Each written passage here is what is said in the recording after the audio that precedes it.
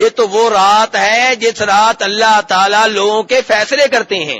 سنا ہوا کہ نہیں سنا ہوا؟ اسی لیے کہتے ہیں شب برات. برات کے فیصلے ہوتے ہیں، آپ کی قسمت کے فیصلے ہوتے ہیں. جی ہاں، اس کی کیا حقیقت ہے؟ آئیے قرآن پاک سے پوچھ لیتے ہیں. قرآن پاک سے پوچھ لیتے ہیں، کیا یہ کہنا کہ جس رات فیصلے ہوتے ہیں وہ شعبان کی 15ویں رات ہے، کیا یہ کہنا ٹھیک ہے؟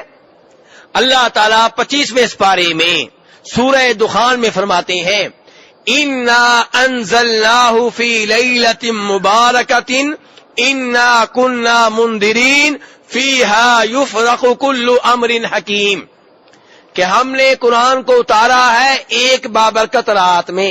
یہ نہیں بتایا کون سی رات ہے. اللہ کہہ رہے ہیں ہم نے قرآن کو نازل کیا ہے ایک بابرکت رات میں.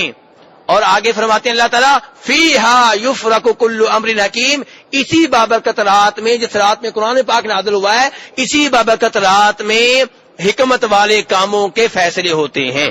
فیصلے کس رات ہوتے ہیں؟ جس رات قرآن پاک نازل ہوا ہے. فیصلے کس رات ہوتے ہیں؟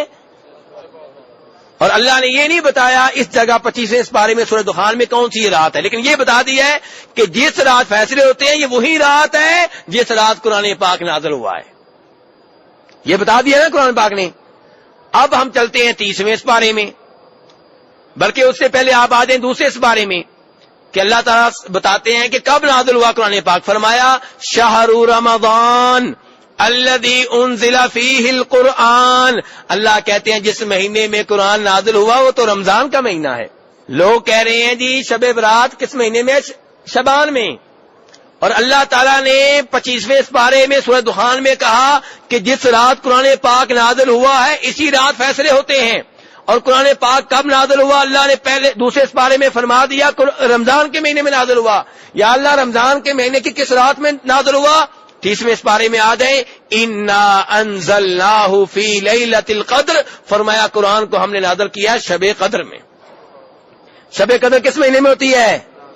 رمضان میں. رمضان کی آخری 10 دنوں کی جو طاق راتیں ہیں یہ شب قدر بنتی ہیں. کبھی یہ کبھی وہ، کبھی 21ویں، کبھی 23ویں، کبھی 25ویں، کبھی 27ویں، کبھی 29ویں.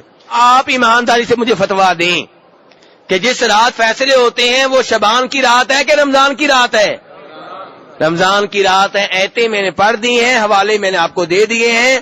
اللہ تبارک و تعالی ہمیں ہر قسم کی بدعات سے بچائیں اور قرآن و حدیث کے اوپر عمل کرنے کی توفیق عنایت فرمائیں.